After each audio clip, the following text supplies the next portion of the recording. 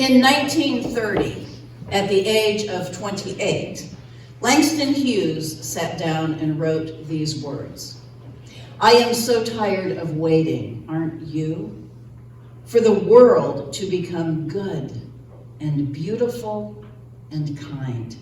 Let us take a knife and cut the world in two and see what worms are eating at the rind."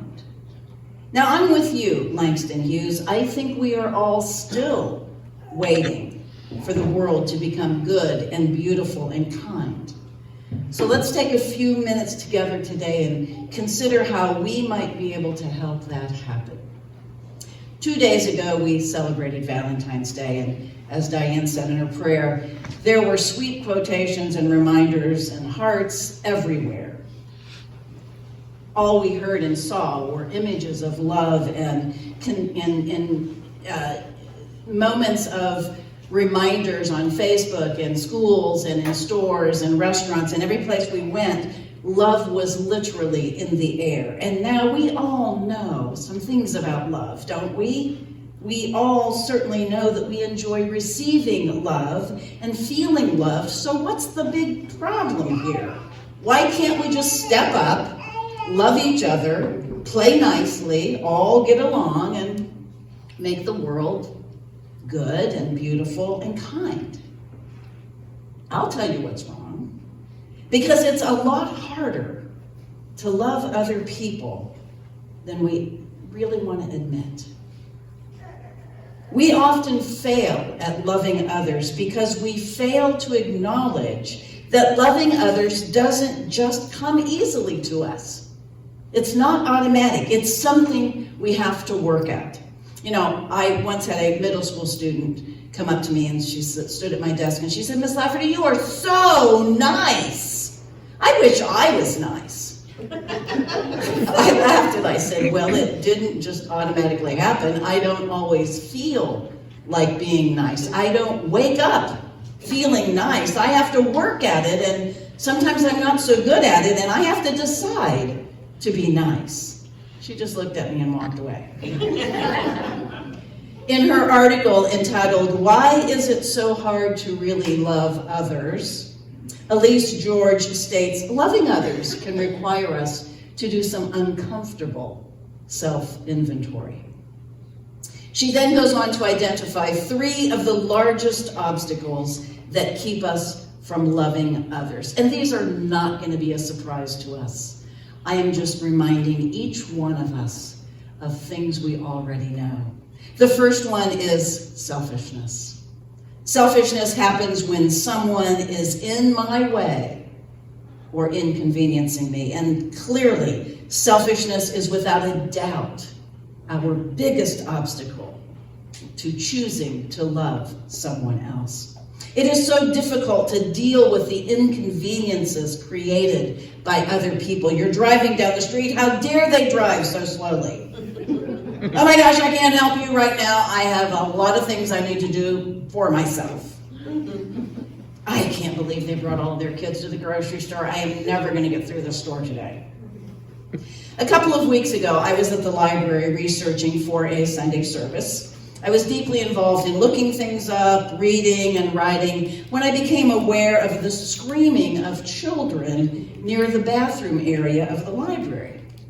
Now, it didn't just happen once or twice. In fact, I was concerned that maybe someone was injured. It was a steady sound, and it continued for several minutes. The sound of screaming and running was disturbing the whole main area of the Fisher's Library. A few of us looked at each other and looked at the librarians, and no one seemed to be doing anything. We kind of shrugged and went back to our own work.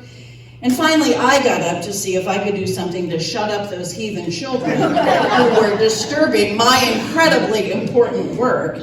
And when I walked around the corner, I encountered 3 beautiful small toddlers screaming and squealing as they played around the water fountain. And the joy and the laughter that they were experiencing instantly melted my angry, inconvenienced heart. I looked from the children to their mother, and she goes, "I'm so sorry. They were so bored today. I had to find something to do. I brought them here, and then they found the water fountain. And I stood there enjoying their fun, checked my selfishness, and went back to my table. And in just a few more minutes, I watched her herding her children out of the library and into the car. Remember those lovely dogs that we adopted right before Christmas? Well, Jack is now ruling the house. Every afternoon, around 2 o'clock, he starts barking.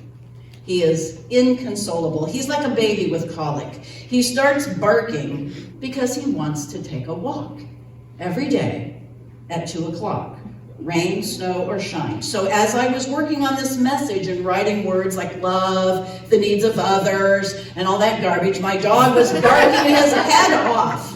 And it was freezing outside, and it was snowing, and it was cold, and the sidewalks were icy. I didn't want to take him on a walk. I yelled at him a couple of times because that'll always work. And then I realized he wasn't going to stop. So I walked downstairs, I walked into the kitchen, I said to Marcy, I've spent this whole day taking care of the needs of other people. I need to go finish my message about how to put more love into the world. I bundled up and I took Jack and Bo on a walk because ultimately love won over my selfish heart. It is so hard to put the needs of another living being ahead of our own, even if we love them. We are so much better at looking out for ourselves. We have to admit to that. Another obstacle that gets in the way of allowing us to love others is our insecurity. Insecurity sounds like this. Someone is smarter than me. Someone is prettier than me. Someone is thinner, richer, more successful than me. I'm insecure about this area of my life, and I'm upset that they have what I don't have. How can I love them? I don't even like them. Far too often we are unloving because of our insecure and jealous thoughts. It feels impossible to love someone who has what we want. It feels impossible to feel love for someone who is more successful than we are.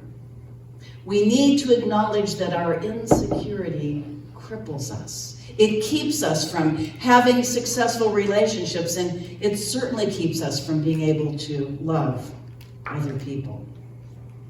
The last obstacle, and perhaps this is the most important one that I want to mention today, is our discomfort. Discomfort sounds like this. This person challenges my upbringing, or my beliefs, or my culture. I don't like that they're making choices that I wouldn't make. They're not as smart or as spiritual as I am. I am uncomfortable even trying to understand their choices and beliefs because it is impossible that I could be wrong.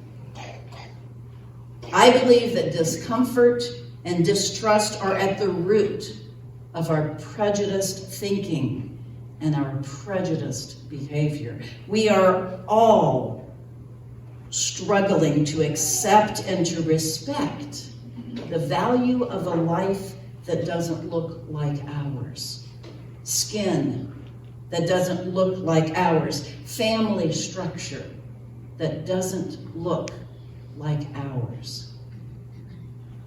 Our discomfort keeps us ignorant of the full spectrum of the human race. If we are only comfortable with who and what we have always known, we are limiting our worldview. We are limiting all of the possibilities inherent in this life. I'm so tired of waiting. Aren't you? For the world to become good and beautiful and kind, let us take a knife and cut the world in two and see what worms are eating at the rind. Could it be that these obstacles I have described, our selfishness, our insecurity, our discomfort, are the worms that are eating at the rind of the world? Langston Hughes. All of these obstacles are about our pride. If we think we are better than other people, we can't love them. We can love others when we see them as equals. Until we tackle this issue, our world will continue to be filled with inequality. So how do we get past ourselves and love others better? Well, I think we have to actively work at it. We have to actively choose the loving response. We have to admit that loving others is a worthwhile task. Spiritually, love begins with God. In 1 John, we find these simple, direct words, "Beloved, let us love one another because love is of God." I think we would all agree that the kind of love the world needs is best demonstrated by kindness and acceptance. It's sometimes the simplest acts of inclusion and acknowledgement that make the difference.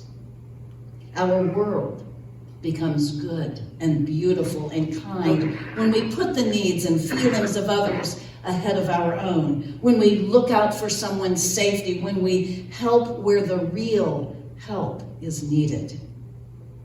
Our world becomes good and beautiful and kind when we celebrate and delight in the successes of others, when we choose patience as a demonstration of the priceless value of every person, when we stop gossiping, when we stop hiding behind our culture to judge others, when we stop looking down on anybody else for any reason. Our world becomes good and beautiful and kind when we examine our personal biases, when we meet someone where they're at, when we forgive, when we see others as true equals. That's how we love the world. I once taught down the hall from a psychology teacher who had a big banner hanging over the inside of her door so that as students left her class, they would see it every day. On the banner was this nonsensical group of letters. Over time, I learned what it stood for. Rock on and spread the love. It was her life motto. Simple and bold, rock on and spread the love. That's the way to help this world to become good and beautiful and kind. Amen.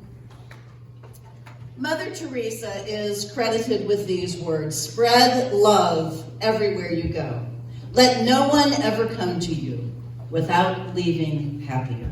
My prayer is that we are each encouraged today to work a little harder at loving others. We need our world to become good and beautiful and kind. Have a great Sunday and go in peace. Amen.